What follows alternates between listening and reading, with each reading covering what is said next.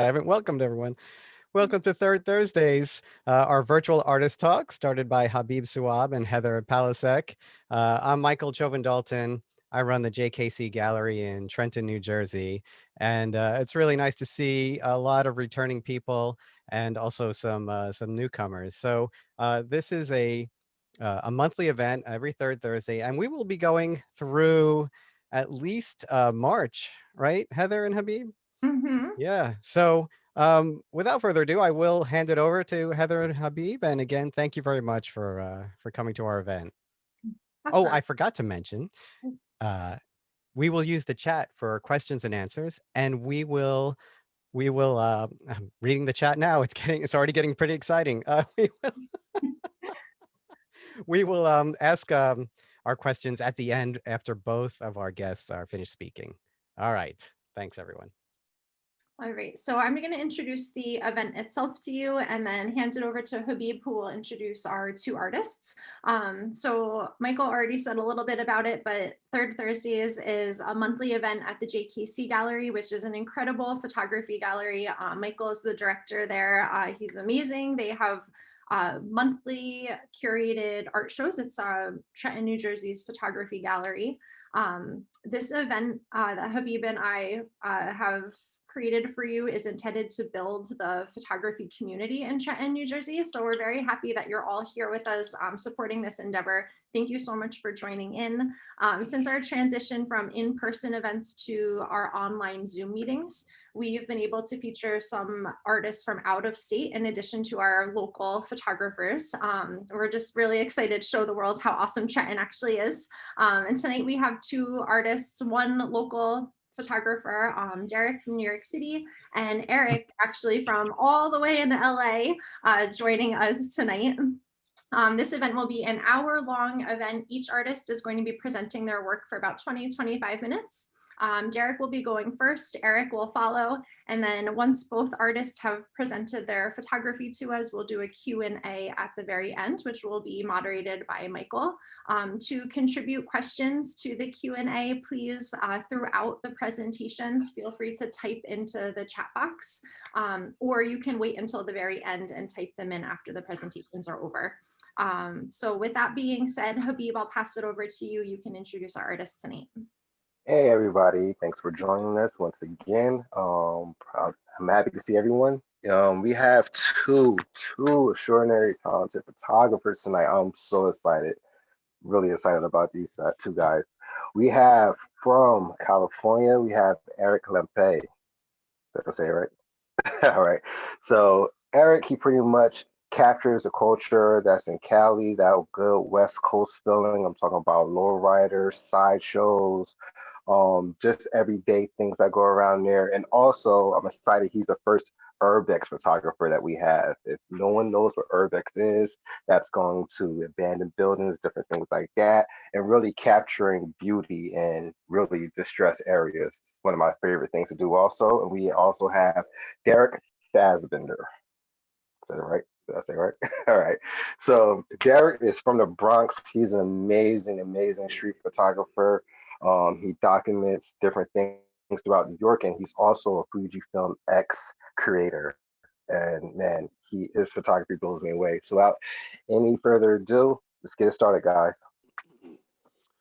Cool. You guys can hear me good? All right. I do apologize. I got a lozenge in my mouth. I've done like six Zooms today, so my throat's a little hoarse. Feel free to, while you're taking in these images, harass Cliff Coop in the private messages. You guys can see my screen here. Good. So a little bit about me. As Habib said, I am a street photographer. I shoot primarily the Bronx and my favorite neighborhoods in Lower East Side, Chinatown. I try to capture, to document. So a lot of my work is everyday stuff. It's stuff that I want to remember 20, 30, 40 years from now. I want to capture things as they are. The city's so vastly changing. So as I go through these images, I really want to inspire people to look outside of, I think we've become a culture obsessed with hitting the home run. And sometimes you got to play small ball. when you're taking images, and you got to capture the everyday things around you, because looking back years from now, that's the stuff that really matters. So a lot of my inspiration for my work is looking at old 4x6 images that my mother has in shoeboxes. And it's like me and my siblings on a random day, and you're just like, I wonder, we look so happy that I wonder what we were doing. So a lot of my images tie in elements of just nostalgia, taking somebody back to New York if they moved away from New York. If you're in New York, it should, remind you of what you see every day. If you've never been to New York, it should really show you what we have here and why everybody that lives in New York says it's the greatest city in the world. So this first image is my stop on the 1 train, 225th Street up in the Bronx. That's McDonald's on 225th there. So I have so many images of this building from the train platform. And this particular image here, you see the McDonald's there and the arches have been removed, and it's like the end of an era. So that McDonald's is gone. So, especially now, I look back at this image, and this image is a couple years old, and especially with what we're going through with the pandemic, with everything changing and so many places going out of business, places that have stories behind them, places that you used to go every day after school, places that you would meet your friends, or, go when you left the club at 2 o'clock in the morning. You have so many memories tied to these places. And once this building is painted over 5, 10, 20 years from now, it's going to be, 30 different businesses will have been in there. So I try to take pictures of things as I'm in the moment. So something like this, somebody's going to look at it and be like, all right, whatever, it's golden hour, cool, graffiti on the side, all right, typical picture. But this picture carries importance to me. And I take my images so that they mean something to me. Never gave a damn about a follow, never gave a damn about a like. I love to engage via social media, but ultimately, my camera is my tool for telling my story. And I do want to bring people along. I want people to feel what I felt. And that's why stuff like this is important to talk about our images. So as we kind of roll through here, just keep that in mind and think about your own life and what you guys see in your own daily lives. Taking pictures of things around your apartment, around your home, around your neighborhood. It's stuff that might not get the likes on Instagram, but that's not the mentality you should be having. You're going to look back on it 20, 30 years from now when you've moved 6 different times and your life is completely different. And it's going to give you that sense of warmth, that sense of remembering, nostalgia. There's no nostalgia here. I hate Times Square. I threw this in just to remind me that I hate Times Square. Because it's like I walk by, and it's like anybody who lives in New York walks by these guys and is like so insulted that, how dare you? I live here. I am not a tourist, sir. So this image just says that to me. It's like, he's out there, he's hustling, he's working, he's doing his thing, no matter what the weather is. And it's just everyday things like this that I like to capture. I didn't engage with this guy. Literally, he held the brochure out to me, and I snapped this picture and kept it moving. So there's nothing really special about that, but I kind of just wanted to get myself a little aggy to start. I smell this picture. Anybody who has walked by the Vivero, you of one, you never forget the smell. I think I swabbed the inside of my nostrils out for like 6 hours after walking inside to take this picture. But this is everyday life. You walk around in the Bronx, uptown, no matter what city you're from, this is a way of life. People going in and buying the chickens, and regardless of your views on everything tied to that, I try to capture everyday life. I try to capture, like I said, just the incremental moments that lead up. I talk about it all the time, how Cartier-Bresson talked about the decisive moment, and I like to capture the indecisive moments. I like to capture the moments in between, and those really carry a lot of importance for me. Stuff like this. It's just looking in a subway window, and you have everybody's expression there, and like that's the subway. That's what people look like on the subway. That morning commute, it's packed. Just these expressionless faces. Again, people interest me so much. It's one of the things that I miss about the time that we're going through now, is that human interaction, just seeing faces like this, that you wonder their story. These don't tell a story, but it makes you want to know. Same thing here. And again, I swear, I don't know what it is. McDonald's is always in my images, but this is a moment where, it's just a fleeting moment. But to me, you wonder, it's like, did I just catch her eyes while they were shut? Was she blinking? What's going through their minds? The guys that are walking away. Every image has that power to to capture a moment that's never going to happen again, that makes you just wonder what was going on in that moment. This is a little more deliberate, and it is in the sense that everybody here is cropped off. It's legs, legs, legs, arms, appendages, and the guy missing a leg here. Even on the hat, you have the Jumpman and the cigarette. If you look at the cigarette with the filter and the guy's white sock, it's like the cigarette looks like the leg with the white bandage on there. So I might be looking too deep into it, but a lot of times I look at images like this and it just comes full circle for me. Is, you know, when you really have an image come together, it's like that perfect moment, that perfect storm where everything lined up and tells its own story. Here is a perfect example of why I pay attention to the background of an image, whether it's out of focus, in focus, shallow depth of field, greater depth of field.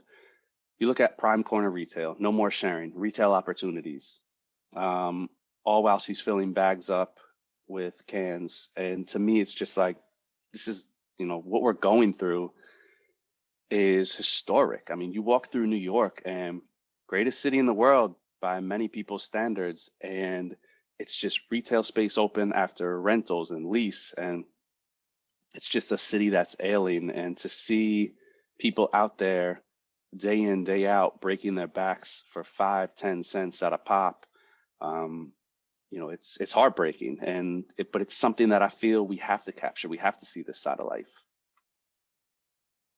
Obviously here, the wig and the wigs. So sometimes it's just you catch the right moment. And I walk up and just a pop of color. It was just a cool moment to me. Sometimes it's just being ready and capturing at the right moment. I don't normally compose like this. I'm a big landscape orientation person. I don't normally pose or shoot in portrait orientation. Happened to flip it around for this just because the elements on either side were distracting. So not a great image, but it's an image that for me, it's just like, I like when I see two things tied together in an image. Here, I kind of found this funny, and it's also important, you know, to pour back through your images. I look through my images a lot over the years, and I'll go back to images. And obviously this image isn't too recent, but some images, you know, you look at what issues and you know, movements are important during a certain time, and you can date things. And it's like, I look at this and it's like, you got NYPD, you got girls supporting girls, you got these guys back here.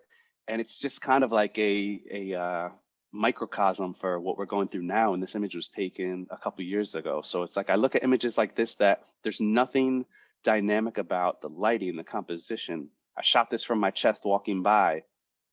Obviously wasn't too slick because I got caught, but it's things that just make you come back to your images. It's my boy from 156. I took this image. He just lost his brother, and I stopped by. I was on my way to pick my son up, and Stu's been like nothing but like, nice to me. You know, all the years seeing him on the block. My son always got love. You know, invited me to his brother's funeral as we walked by, and this was just a moment of pure emotion. You know, seeing him like talking out loud to his brother, and I asked him if I could capture the moment because it was so powerful. And so I grabbed a picture of the memorial that they had set up with the candles, and just the emotion in his eyes, you know, for somebody who's always been so hard, like, you know, walking by this dude for years, and it's like, you know, you don't want to say anything, you know that like he runs the block, but to see him in such a, you know, vulnerable state was powerful to me.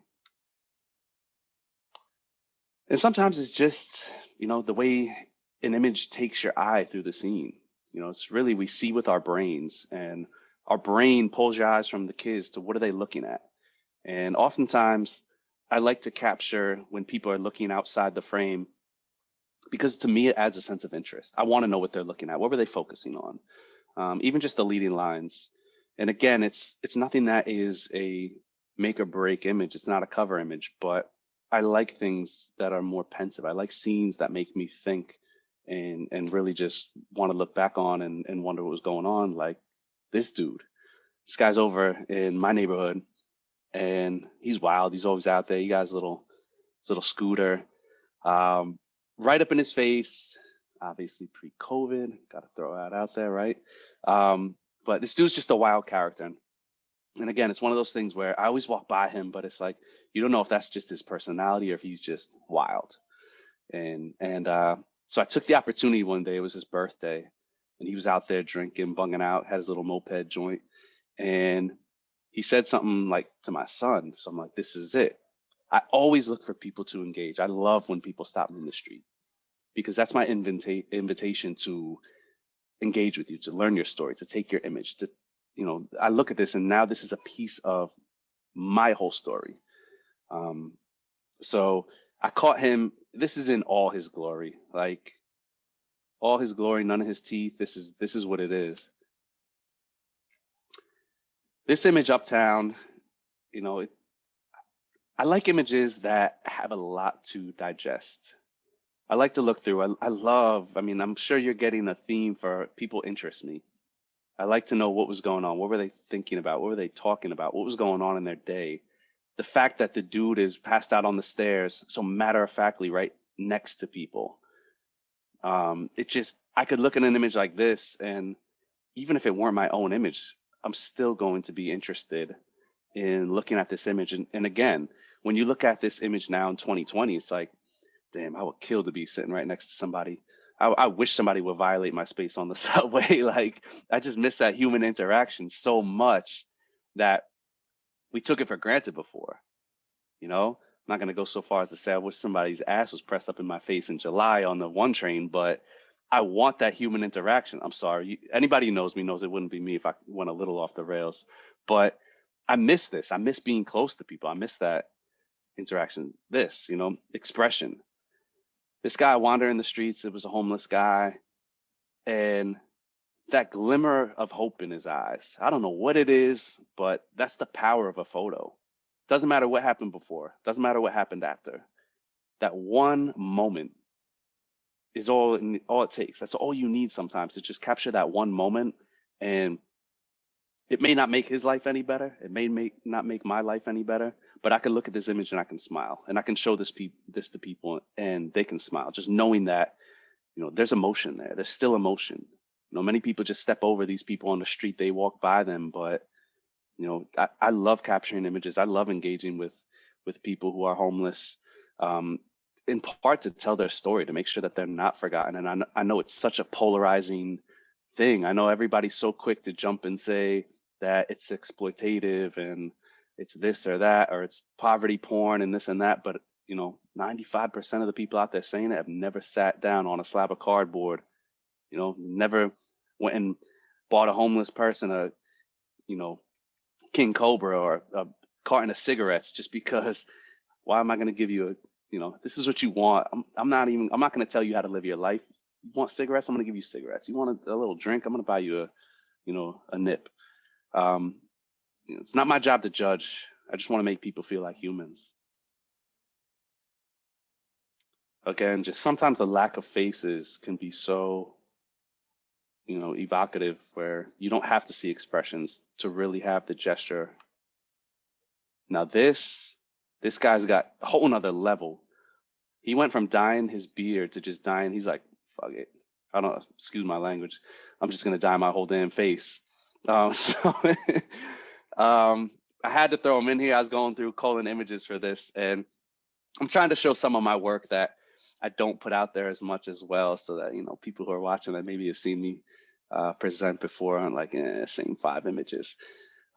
This guy's an older picture. It's just, you know, every time I look at this image, I smile just how serious he is. Like, bruh, you rubbed beard dye all over your face, and he's got like the hat line and everything. Like, this makes me smile. I look at this. How could you not smile? How could he not smile? Like, he doesn't know. His face looks like he's stuck his head in a bag of Cheetos. This is my boy Poppy and Hound. This is the first time I met Poppy. This is right on. This is actually 139 in Lenox. Any Big L fans out there? The Danger Zone. And I stopped him because I love the sneakers, and I asked him to take a picture of the sneakers. You know, so of course they want to show off the fits. Hound had the Rock Republic pants on, so took a couple shots. And Poppy, who's on the right, loved the pictures. He's like, I want you to take pictures for my daughter's first birthday. It's in like 6 months. So I'm like, oh, come on, man. Like, go on my website, look at my Instagram. I'm not really like a baby photographer. I'm not like events. He's like, nah, man, nah, I fucks with you.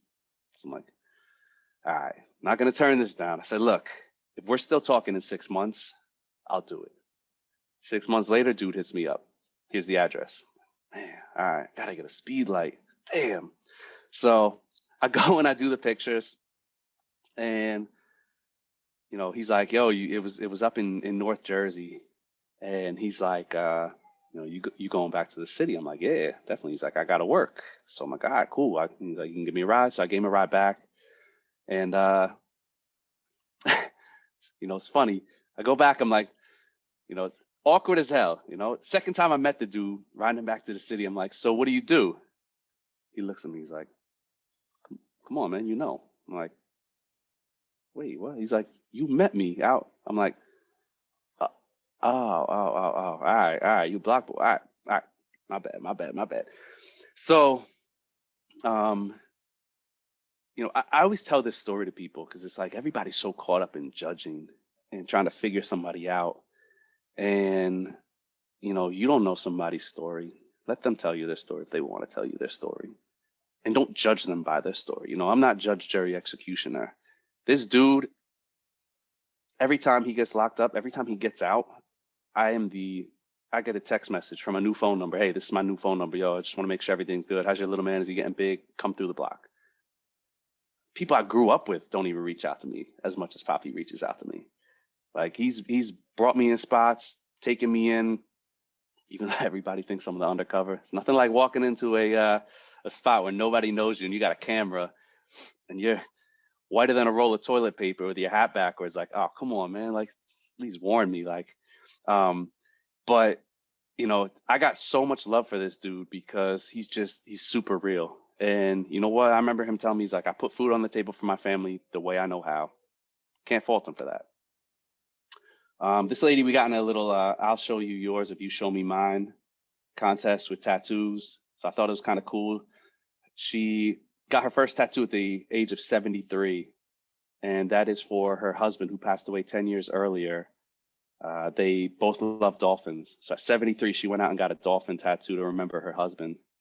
And then I pulled my shorts up and showed her Elmer Fudd on my inner thigh. No, I'm joking. I really don't have that. But just another moment. Like I look at this and it makes me smile. That's Mamacita. That's what she told me to call her. She works for the housing authority down on the Lower East Side. So I met her, talking to her. She's mad cool. Took her picture. She's like, she's got so much game. She's like, you know, I'm about to leave. She's like, so you're gonna let me see that picture? I'm like, yeah, I'll send it to you. Whatever I email. She's like, all right, I get off at 4. I'm like, oh damn, like fast, she's a fast one. She's like, why don't you come back when I get off? I'm like, oh my God. But again, you see that's like these images, they carry stories. It may not mean anything to you, and you might be like, oh my God, rolling your eyes, but you know, I love to remember stuff like this. When I look back through my images, it's like trip down memory lane. Shot this guy with a telephoto lens. It's outside Penn Station, and it was right as the sun was going down. It was just creeping through the buildings. I kid you not, his eyes were closed. I'm locked on. He opened his eyes for a split second, and I just snapped and got this frame. And he's got these light eyes, and just that look. You know, it's so empty, but you know, I said this once in a lecture when I showed this image, and somebody went to task on me in YouTube that he looked peaceful. And somebody was like, well, he's homeless. How could he be peaceful? And it's like, he looked peaceful. I look at this and I see peace. I see serenity. I love the light play, the shadows, the colors, the shapes. I try to incorporate shapes into my composition almost subconsciously. I do it so much. So random Brooklyn portrait. Right now, Habib is like itching right now. He's like, damn, that looks good. I want to smoke. I I love interacting. Anybody who walks by, and like this, just walking down the street, dude sees the camera, they want to pose. Just everyday stuff like this. It gets me in the groove. If I'm walking down the street and somebody wants their picture taken, I'm not asking twice. I'm taking the image. This dude up in Washington Heights with the high bike. And again, a lot of stuff I capture what's around me, what is in the environment that I'm living in. This is Pringle and Chris, homeless couple who met them under a bridge and standing on a bunch of needles. So the Bronx has the highest rate of intravenous drug abuse in the 5 boroughs. And they made it clear, very clear, like, hey, we don't do drugs. We drink. We like to drink. They pulled out some bottles and they're like, yeah, we love to drink, but we don't mess with any of that. So I asked them, like, why don't you get help? Why are you out here by choice? And it was because of the rules of the shelter system. And they would rather be out there and live their own rules than to be bound to curfews and having to do this and do that, and the shelters aren't safe and your belongings aren't safe. So it's like, tells you a story. So this image, while it's not quote unquote technically perfect, that little catchlight in her eye and the closeness here tells me everything. Like there was just so much love between them and so much realness. Again, more people driving by. I'll get all up in your car, your truck. If I'm walking by with my camera and you give me the okay. Sometimes it's just about color scales. I like things that are aesthetically pleasing. This doesn't tell a story. This is down in South Bronx, like 149th. Doesn't tell a story at all. It's really just about the colors and the lines, the tree breaking that up. It's my man, La Piranha. This dude has the best. His food, you've never had pernil like this guy. He's got empanadas, everything. He's got a truck down in South Bronx. He was on Action Bronson's Fuck That's Delicious show. Just a wild character. You go up in there, if whatever he's cooking, he's letting you try. He's like it's like throwing samples out like Costco on a Saturday. This was down at where the South Bronx down in Hunts Point. So every Sunday, and when the weather's nice, they get together down there, all the dirt bikes, ATVs, motorcycles, and it was cool just seeing the kids lined up. And these are the kids that are looking up to the dudes on the dirt bikes and the motorcycles and try to go do wheelies on their little BMX bikes. So it's just stuff like this is, a moment that I'm gonna see these kids 5-10 years from now, probably not even, probably already on dirt bikes tearing around the neighborhood. Just something that I loved how everything came together. It's like, I love organized confusion. I love chaos. Yes, there's an out of focus power line cutting through this image, and I don't care. And people would spend an hour, or hopefully not an hour. If you can't clone stamp that out in 30 minutes, hang them up. Sorry. People will clone stamp this out. I tell people all the time, leave an image as is. It's like Happy Gilmore, play the ball as it lies. You want to look back 30 years from now, there might not be power lines, who knows? But it doesn't distract my eye from what's going on here. So I know my time is running short. I don't want to cut into Eric's time because I actually want to see his work more than I want to see my own. So I'm going to leave you guys with this guy. He's got the taco meat all out, looking like a real life vampire. Stopped him on the street and it was all about the colors here. I couldn't pull off that look, sure as hell. But I want to get back to this. I miss this. I miss being able to stop people on the street and being able to capture expressions, faces, engage with people. So hopefully my little window into my photographic world gives you guys some inspiration to go out and you know, not light a smoke bomb off. Don't do it. Don't hang your feet over a building. Don't follow what the trends are. Just really capture what's close to your heart. Capture what you want. Don't care about what people are going to like. Who cares if you don't post at 12 o'clock noon? So all that matters is if you like it. Awesome. Thank you so much, Derrick. That was amazing. It was so nice to hear the stories behind your images. That was a really great presentation. Please, before Eric gets started or while he just gets a start with his presentation, you should look at all the comments because you have so many nice compliments throughout the chat box. And before Eric starts, I wanted to point out something really fun that happened.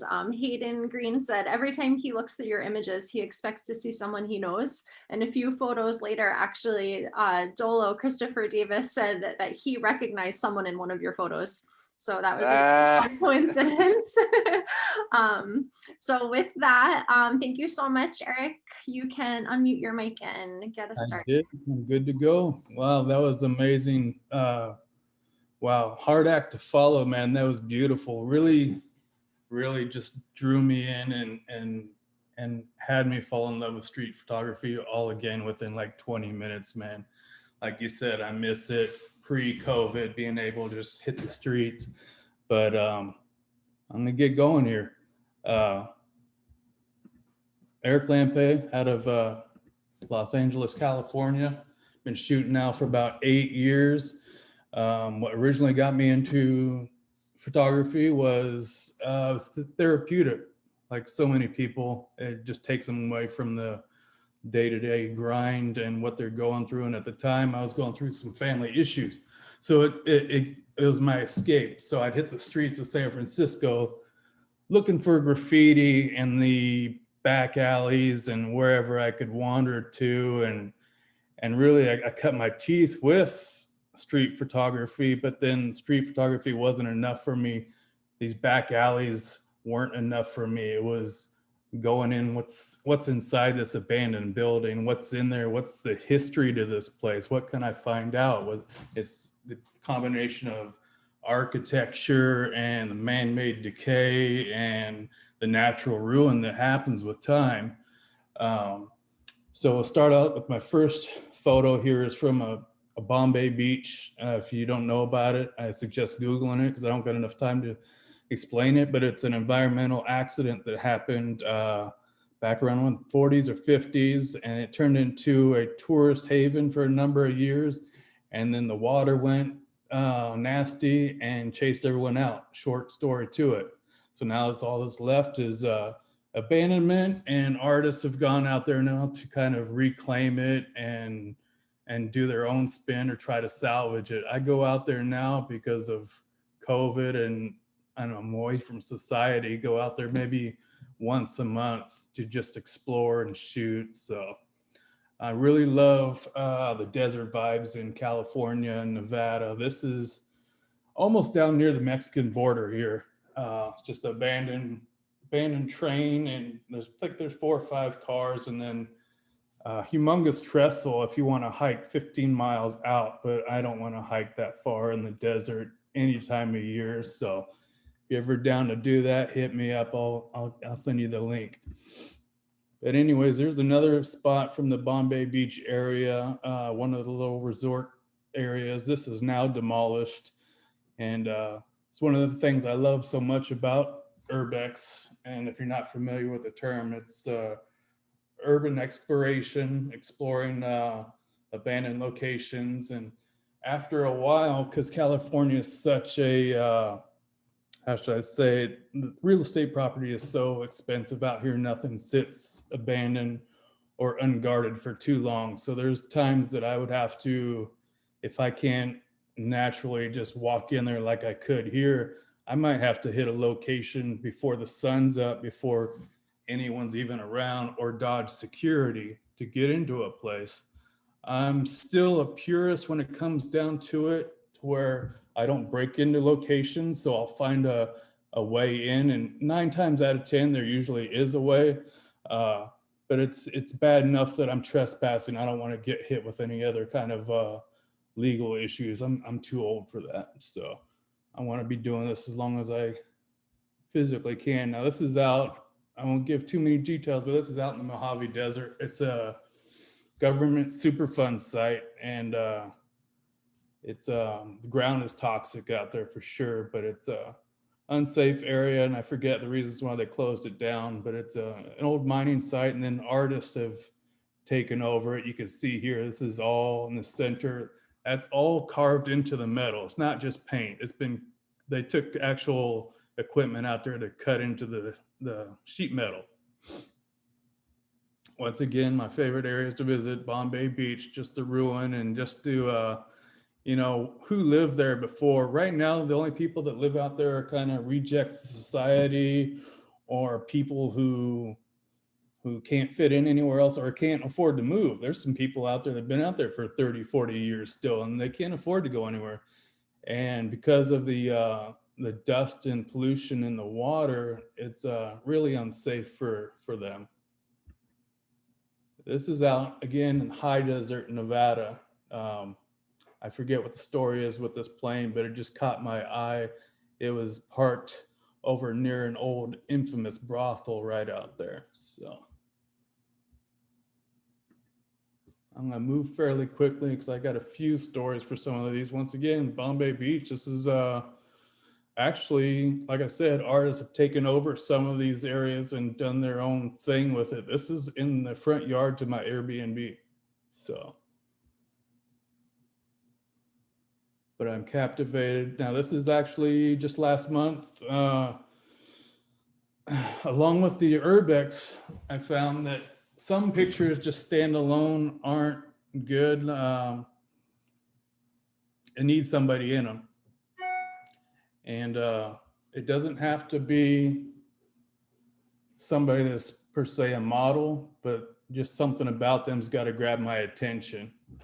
And they got to be willing to get a little crazy with me out there too. You got to have some sense of bravery to head out on some of these expeditions.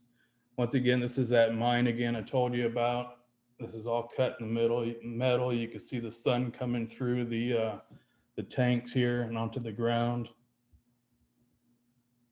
A lot of these missions I take are solo just because, well, just because. There's another model I love working with, Benny Nicole. She's out of Seattle, but this is just outside of Las Vegas, about 30 minutes in the town of Nelson. Not so much an abandoned place, but just a cool, I think these are actually just remnants of a movie site, and they just left them there for any tourists that might want to come through. But once again, you don't have to be, my favorite models or people to work with are people who are not afraid to get into and get dirty and take some risk with me. I'll never put anybody in actual danger, and their safety is the forefront of anything that I'm putting together, but they got to be willing to risk a little something. This is one of my favorite shots I've ever taken and one of my favorite trips, just because it was with my daughter in 2018 on a New Year's trip up in Nevada. And this is in just outside of Goldfield, Nevada. And this is, I don't know what where the artists are at now. I heard one of them went to prison, but they took a lot of these, it's called Internet, it's a long name. I see if I can remember. International Car Forest of the Last Church. It's a mouthful, but you can look it up. These artists have taken in these vehicles and in some ways buried them halfway in the ground, and some are sticking up. And I've been out here during the day and at nighttime, and it's surreal to be out there at night. They say it's one of the best places in Northern America to see the stars, and it truly is. Next, this is an old resort up in Northern California. And luckily I didn't get any poison oak. I don't know if I'm immune to it, but because I should have gotten it by now, as many treks as I made. But I remember stomping through a hillside that had a steep incline just to get here, and about a 20-minute hike get up here, and there's a property just over to the left that people actually live at.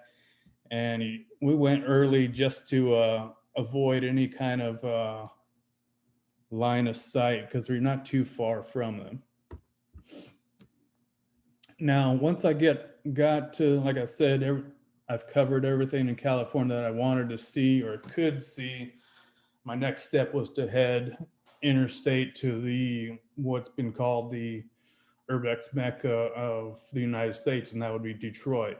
And so this was probably my first dedicated trip for urbex, and since then, most of my trips around the country do revolve around it. It revolves around several things, and I'll tell you here in a second. But this is an old church. They nicknamed this church Curvy, and it's been since then it's been renovated, so it no longer looks like this. Here's another favorite model I've worked with, Asami. This is an asylum up in Northern California, a mental asylum, and we had to crawl through a window to get into there. And like I said, to become one with the environment is what the best kind of way I could put it, and the best people to work with. I don't need somebody that's just going to sit there pretty in front of the camera. You got to get involved with it. You got to interact with the environment. And any other time, this would just be a boring little stairwell, but she just adds that little bit to it. More than a little bit, but yeah, you get it. It's my first time out to St. Louis, and I love this building. I think it's been shot numerous times, but I lucked up with some good cloud cover this day and had to pull over for it. It's mandatory urbex tourist stop, I'd call it. Now this, Heather, this is actually up towards you in the Catskills area. I forget that it has a strong connection with Jerry Lewis. He used to play or perform up there, but it's just an old, beautiful little lounge nightclub area. And it sits on a resort property. And this is just a real quick, brief trip up there. I've only been up there once, but I love it. Okay, here's me on the self-timer in the bottom of a pool up in the Bronx. My first time up in the Bronx, I was in New York, staying in Brooklyn in 2017. I had a friend that said she'll meet me up in the Bronx, pick me up, we'll head out of town to upstate. And I said, okay. And she said, you need to check out this center. That's all I'm going to say. This place that's up in just out near the zoo. I said, all right, I'll check it out. So I got this backpack full of expensive gear, and I'm by myself, and I'm taking the train up there, and I questioned it several times before. I was like, well, what else am I going to do up here?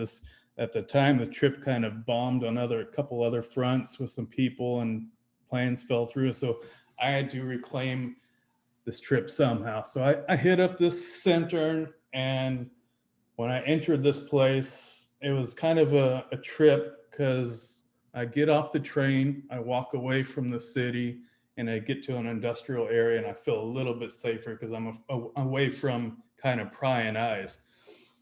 But right next to this place is an apartment complex, and there's a few people that kind of see me. So I got to kind of act nonchalant and walk around until I find a way into this property.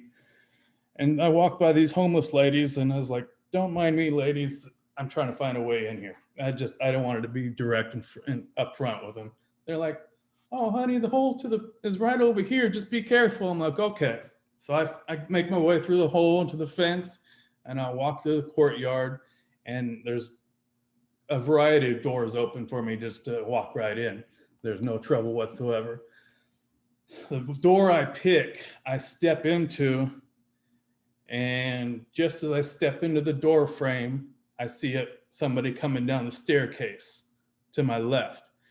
And they stop, and I can't see their head, but I see him holding like a 1990s like computer monitor in their hand. It's like humongous. It's like, what are you gonna do with this thing?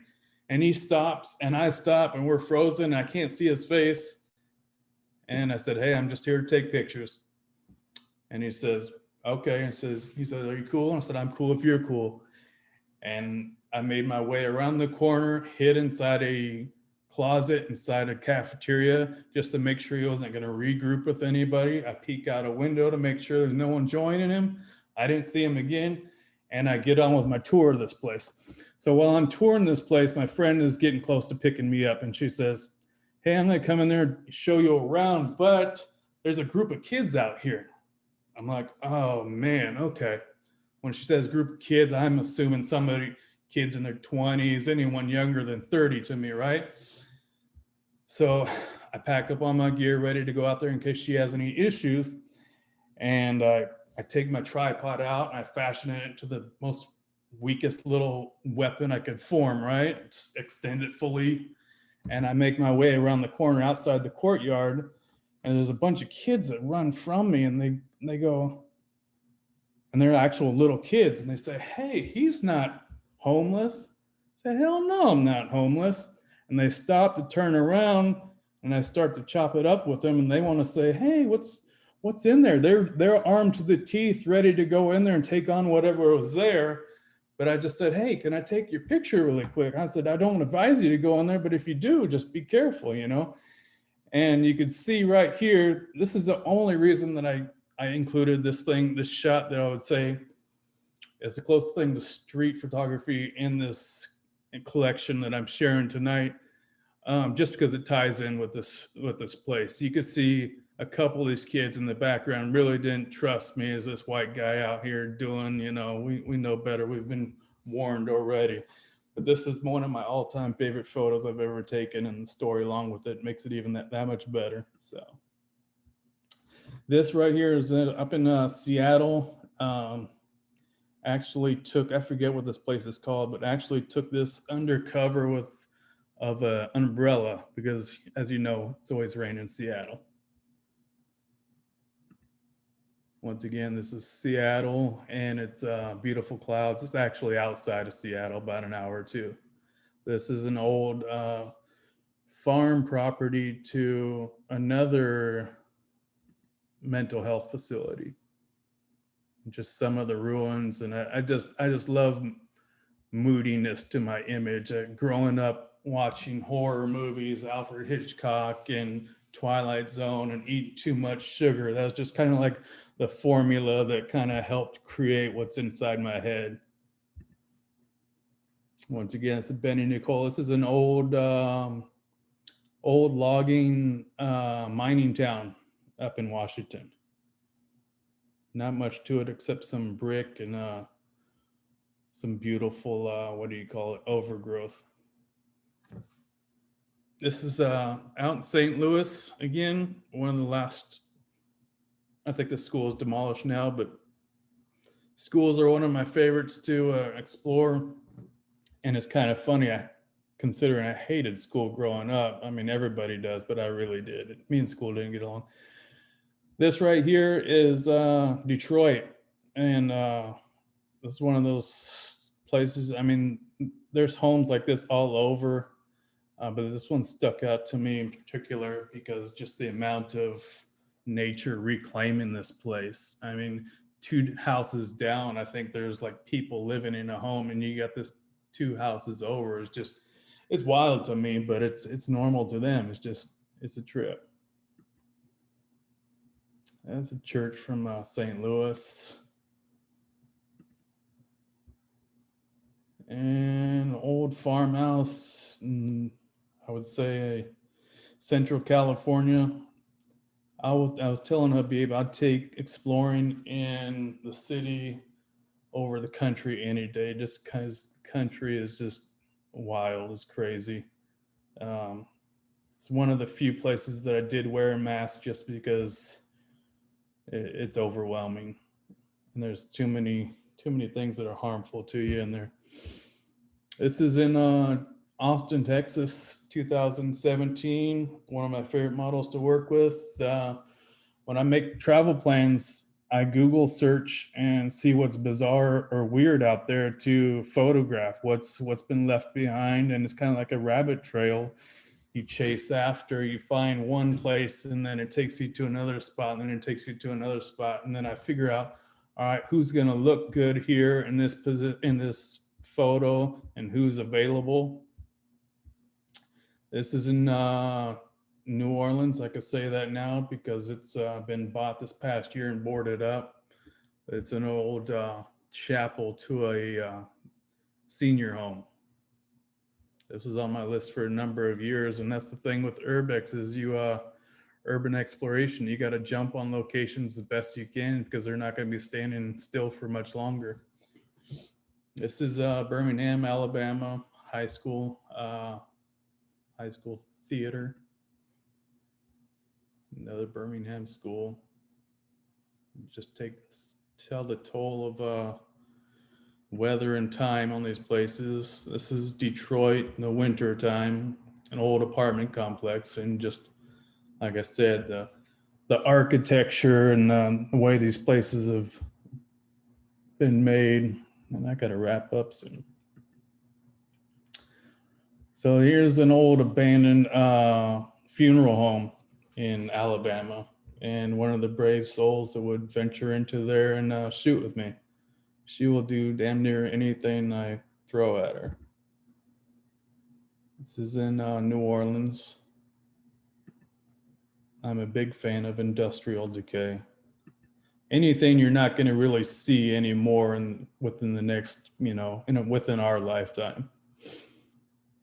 Beautiful church. This is actually a library to a hippie commune up in Northern California. I just love the little UFO shape to it. It's an old chapel to a, what was this? Summer camp. And then this is the Market Street Power Plant out in New Orleans. Just the epic size and scale of this place is just overwhelming. I spent 2 hours in here and I couldn't capture it all. So now it's time to switch gears. I'm gonna move a little faster because we're running out of time. But one of the things along with my urban exploration I do is to try to see what's up with the local street culture, the car culture scene. So I originally got started shooting in Oakland with the sideshows out there. And for sake of protecting these people that have entrusted me to document what they do, I'm not going to answer too many direct questions, but these things happen sporadically throughout the year, the month. But yeah, I started out in Oakland, and kids, hundreds of them every weekend will show up for these events, and they're dangerous and it's illegal, and I know all that, but I'm there just to document. And I've made a lot of friends with these guys, and you could see the energy here. I don't know, I can't remember what's happening here, but I just love this guy's expression and how hyped he was at the time. Some of the lowrider culture out in San Francisco runs generations deep. Mission Street. I love this image here. Just the time Mission Street in San Francisco is, the colors are amazing. Late afternoon. Mission Street again. I think this was Cinco de Mayo, 2019. It's one of the few, the police, there's nothing against cruising, but the police every few times a year will allow events like this to happen. This is Los Angeles, 2019. It's one of my favorite images. Like I said, once I make travel plans, not only is it for the urbex, it's for the car scene too. So this is out in New Orleans last year. I'll link up with the locals out there, and some beautiful people out there. This is actually Sideshow Chucky. I think he might even have his own Instagram.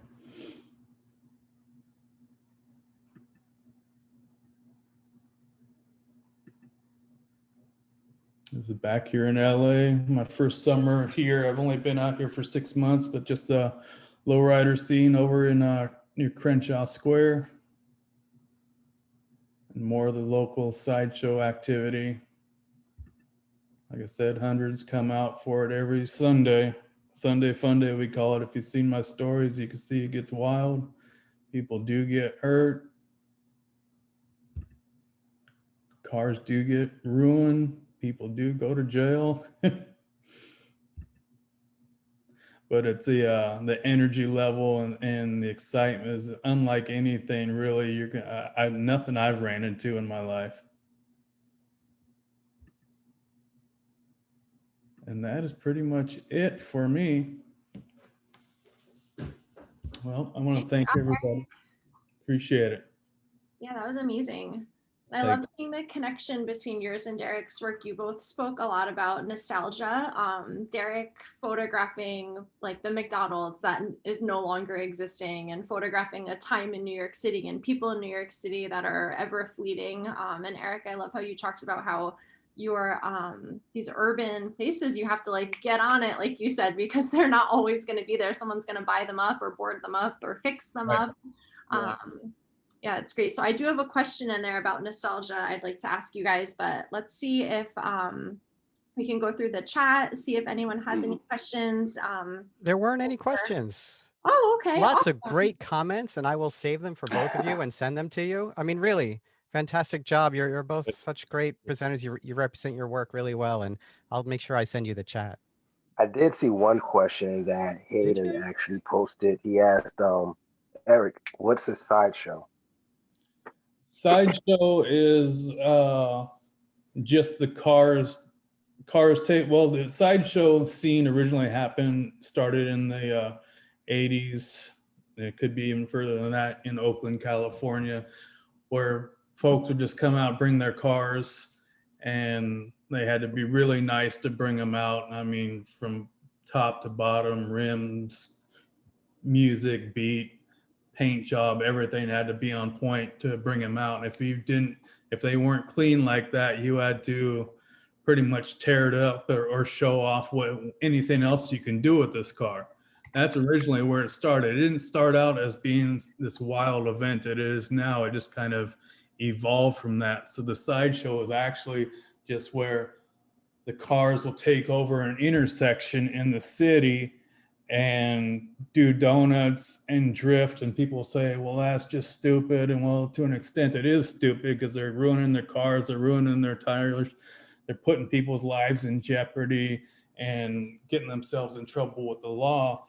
But when you see 2 or 3 cars in an intersection spinning around at that rate of speed and not hitting each other, it's almost like a dance, with these just cars that got massive amounts of horsepower to them, and some of them know how to drive and some of them don't. But yeah, it goes on from one intersection till the police breaks it up, and it goes to another part of the city until people just get tired at the end of the day.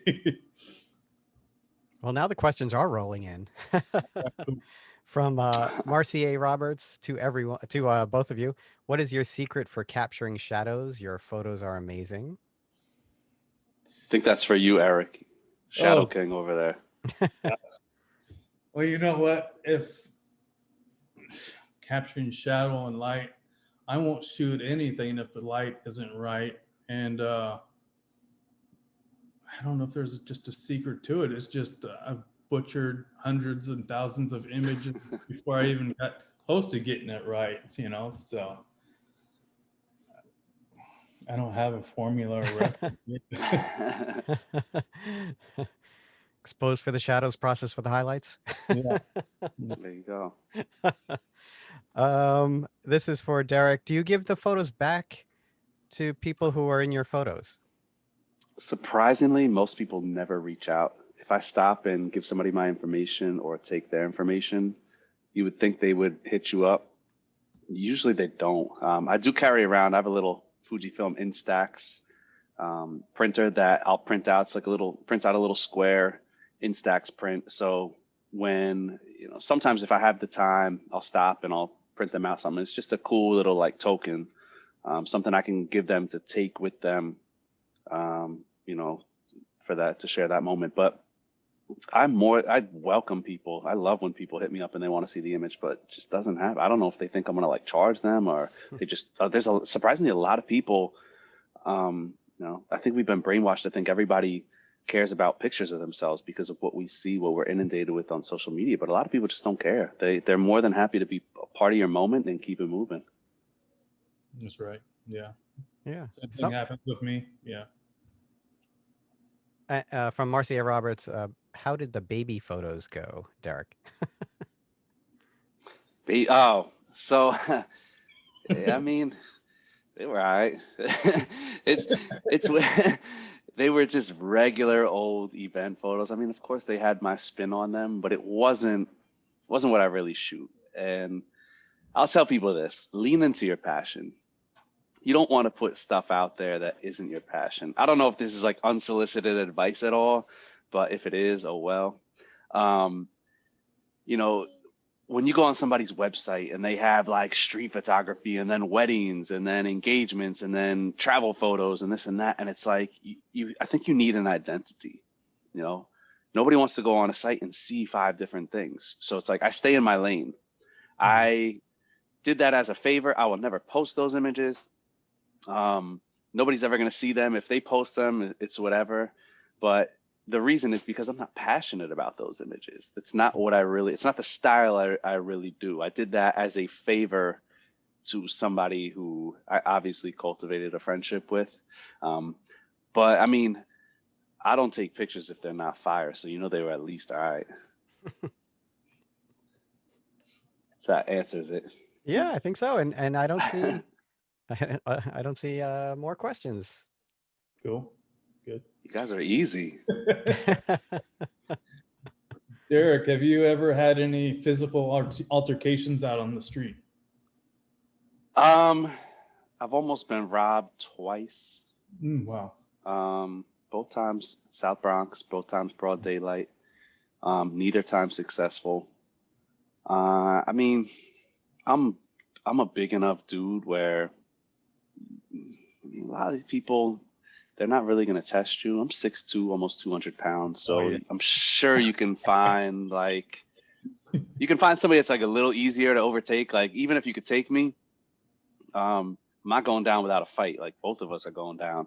Yeah. But there's people out there that don't care. Always watch out for groups, young kids, teenagers. Teenagers are the ones you got to watch out for. When you see a group of 4 or 5 kids getting each other amped up, yeah. But if you're comfortable, you got to know your area and you got to respect people. But I've gotten myself in a lot of sketchy situations that I didn't think I was going to come out of. Just gotta,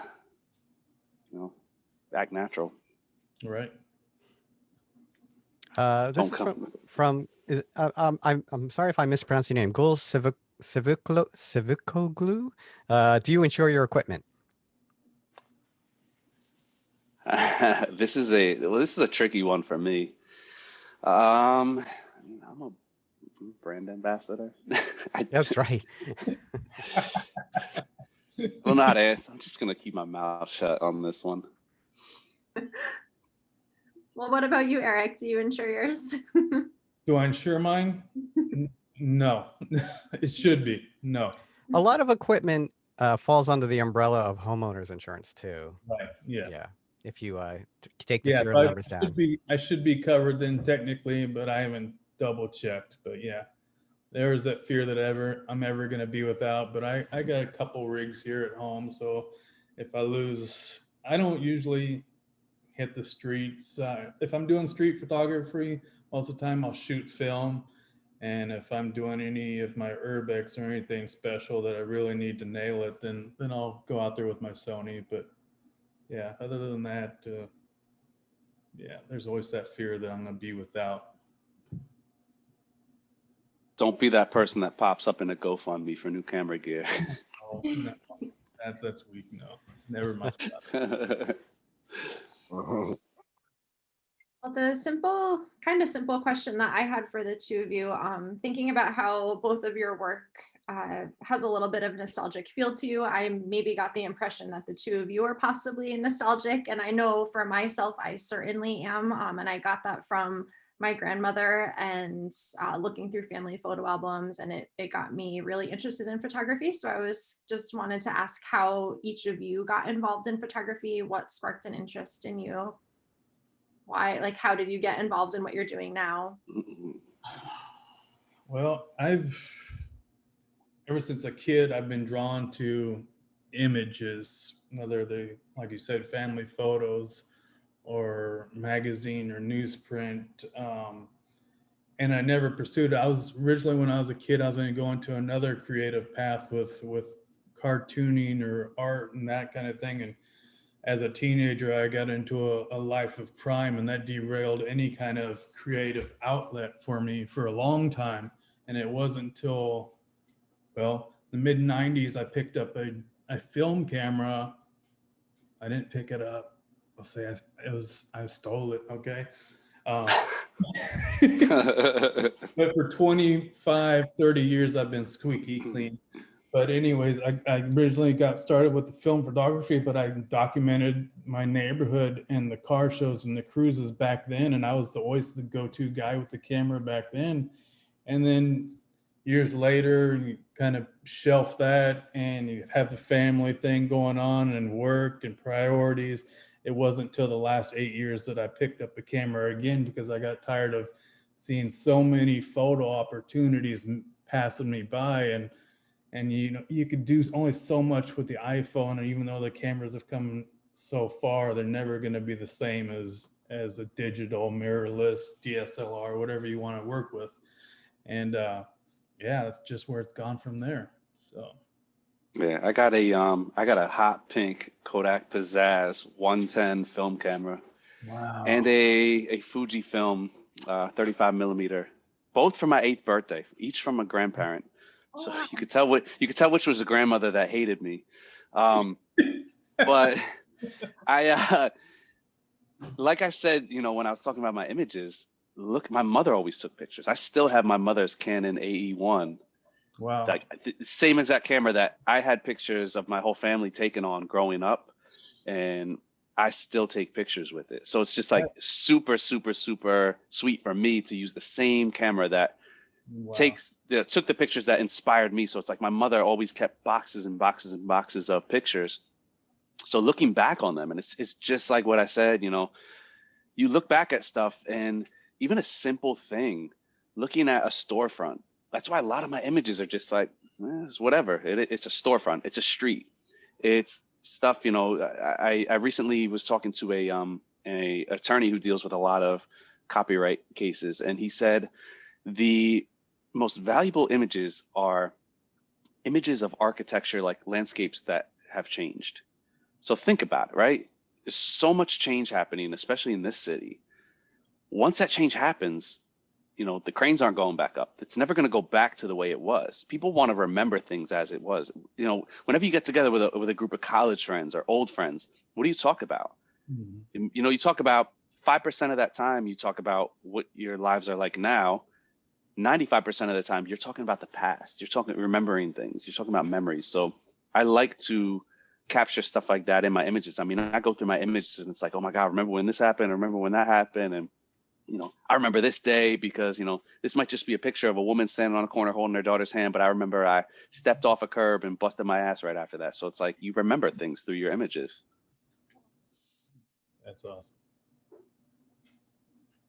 I wanted to ask both of the guests actually, what do you have planned for 2021, new year coming up, in future projects, anything that you want to capture? You got any locations, anything like that, Eric, Derrick, new book? I'm going to be one of 4,873 photographers making a book about 2020. Is that an exact number? Give or take. I think it's like margin of error is 2%. Nah, I have a book. I was always a writer. And so I've been working on a book for a while that I want it to be like a culmination of where I'm at right now, a little bit of writing, where my work has been. I'm not really good with come up with project ideas. I look at people and they come up with all these projects. I'm like, that's so great. I just take pictures of whatever. So I don't know. 2021, as long as I'm still here and still breathing, check off of the win. That's it. Yeah, me, nothing. Hopefully just get back to traveling. I need to get back down south because I love the south so much. It scared me. It's just my heater going on. But get back down to the south. And actually, I got a couple. I'm trying to do more kind of at-home creative studio work, but just still get weird with it. Nothing cookie cutter here. Just inspiration from various sources as I've grown up, and see what I can make. Nothing too exciting. Keep it rolling.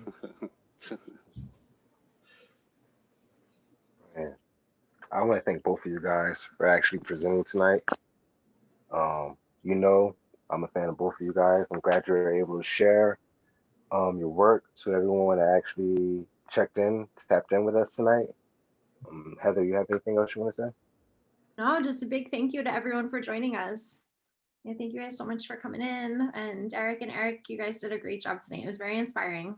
Thank you so much. I appreciate it, guys. Thank you, guys. Really Where an can honor. the people find your work if they don't follow you already on Instagram, Twitter, whatever? You want to throw your website, your Instagram handle out there? Anything you have? It's just Instagram, Eric Lampe. That's it. You can check out my OnlyFans page. Nah, let me stop.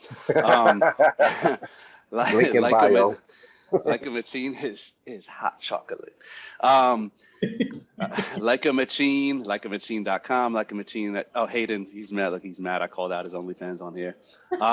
Like a machine, that's MACHEEN. On Instagram, Gmail, Twitter. I don't tweet. Website, all that. Well, thanks again, everyone. We will, Yes. we recorded this, so we'll be putting it up on YouTube. You can share it in a week or so. Awesome. Happy holidays, everyone. Have a wonderful Happy holidays. Thanks for We'll see you joining. guys next year. Yes, Yeah. sir. Yeah, Cooper for thank you all for president. coming. Have a great holiday. Have a great new year, and we'll see you all in January. Right. Thank you all. Thank you.